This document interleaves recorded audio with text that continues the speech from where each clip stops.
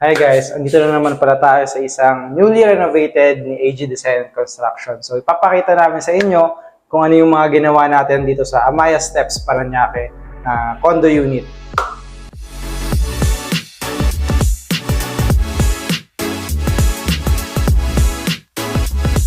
So itong unit na to guys, isang studio type condo unit dito sa Parañaque. So nilagyan namin siya ng partition para maging 1BR.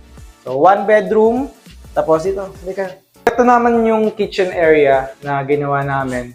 So, meron tong mga continuous handles, ng mga cabinets, mga soft close po itong mga nilagay namin na hinges. Yan. Nakikita nyo, dahan-dahan siyang nagsasara. Tapos, ito yung range hood ni ma'am.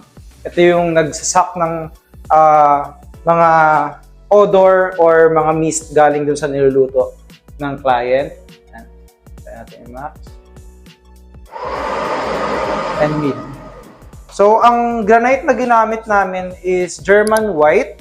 Ito yung hardest granite na available sa market. So, gumamit kami nitong faucet na to. Ito yung laging rine-request ng mga clients namin. May 2 modes kasi to, which is yung focused at nahihila din siya.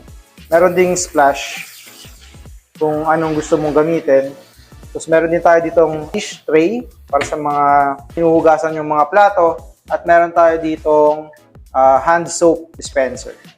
Ang ginamit naming sink is single zone lang siya. Ayun kasi yung kailangan lang ng client. Lahat ng to, ng mga ginamit namin dito is stainless steel 304. So hindi siya nag-corrode, hindi siya nagkakarast. Andito naman tayo sa bar counter since etong unit kasi studio type, gusto namin ma-maximize talaga yung spaces ng condo unit. Preferred din ni ma'am is may makainan talaga. So, bukod sa dining table, recommend na lang namin na magkaroon ng bar counter. Dito na lang sila kakain. So, ito yung bar counter. Meron tayong 3 cabinets, all soft close. At meron din tayong drawer na soft close yung mechanism. Teka, lapit kayo. Yan. So, soft close siya. Kahit hindi mo na siya i-push through, magka-close na siya ng kusa. Meron din tayo ditong small cabinet para sa mga gamit ng client. At itong bar counter na to is tiled top ang tawag dito. Para maging protection siya dun sa mga tubig, sa mga matatapon na kung anumang substance dun sa kahoy. So, mas maganda yung ganito para mas tumagal yung carpentry natin. Then, nag-add kami ng lighting dito sa bar counter para naman magkaroon ng focused light dito sa area na to para hindi masyadong madim yung area ng pagkainan. Etong mga carpentry natin, ang ginamit natin dito na wood or mga kahoy is laminated marine, which is mas mataas yung capacity niya to withstand water, kaya mas matibay siya at mas recommended gamitin sa kitchen area. Dito naman po sa part na to, kung makikita nyo, may visible tayong electrical molding. Pwede po natin siya ma-eliminate sa mga gustong magpagawa na na-OC sa mga existing or visible na mga plastic moldings na electrical. Pwede naman natin siya ma-eliminate or mawala sa area na to.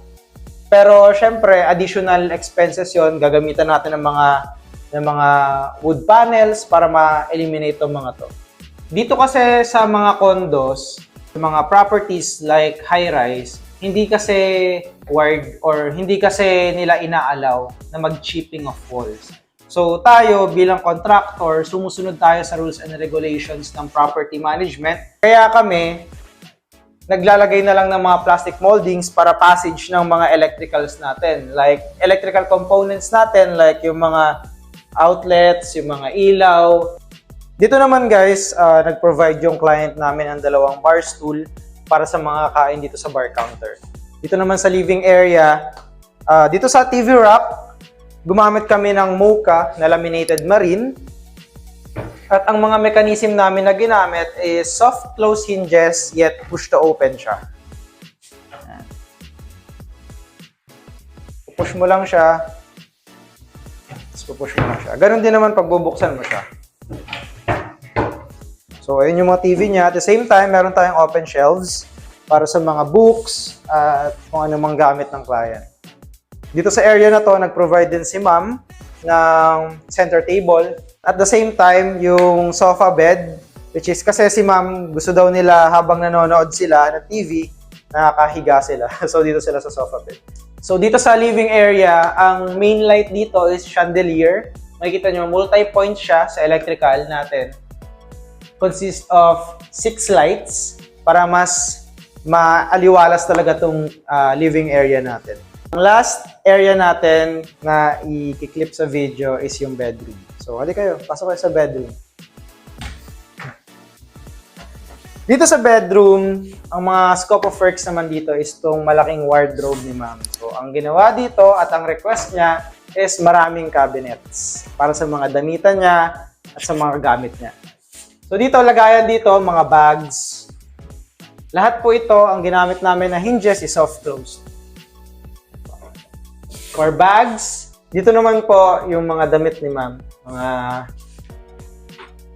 lagi niyang mga ginagamit, mga sampayan, and may mga drawers tayo. Ito po yung bed area ni ma'am. As of now, wala pa siyang bed frame, pero meron na siyang foam. At yung isa pa po namin ginawa dito is yung electrical. Malaki po talaga yung scope of works na electrical dito kasi ito pong mga mounting ng lights na to is wala pa po yan. So, nag-additional po kami ng mga light mountings. At the same time, meron po tayo ditong yung 2-gang switch for the lights.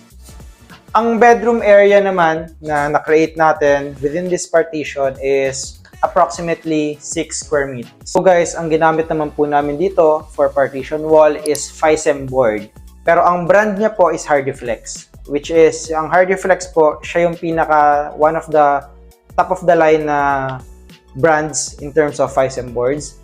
At makikita nyo dito sa taas, may siwang dito sa taas, since ang aim namin dito or ang gusto talaga namin mangyari is magkaroon ng ventilation from the bedroom, tsaka dun sa living area, tsaka dun sa hallway. Ang isa rin sa mga purpose kung bakit may ventilation or may siwang dyan sa taas is dahil dun sa smoke detector. Since walang smoke detector dito, yung smoke detector po doon sa living area ang ginagamit for this area. So, itong pinto na ginamit namin dito sa partition, which is for bedroom door, is laminated flush door to. So, mas magaan siya compared sa mga solid na doors talaga. So, this studio type with 30 square meters in Amaya Steps, Parañaque was designed and built by us, which is AG Design and Construction. Sa mga gusto pong magpa-renovate ng mga condo units nila or mga bahay nila, interior renovation, which is ayun po yung expertise ng AG Design and Construction, i-PM nyo lang po kami sa IG, Facebook, at TikTok accounts po namin. Magpapop up po yan sa mga screens nyo or nasa description naman po. Kami nga po pala ang AG Design and Construction. We build with vision, quality, and pride.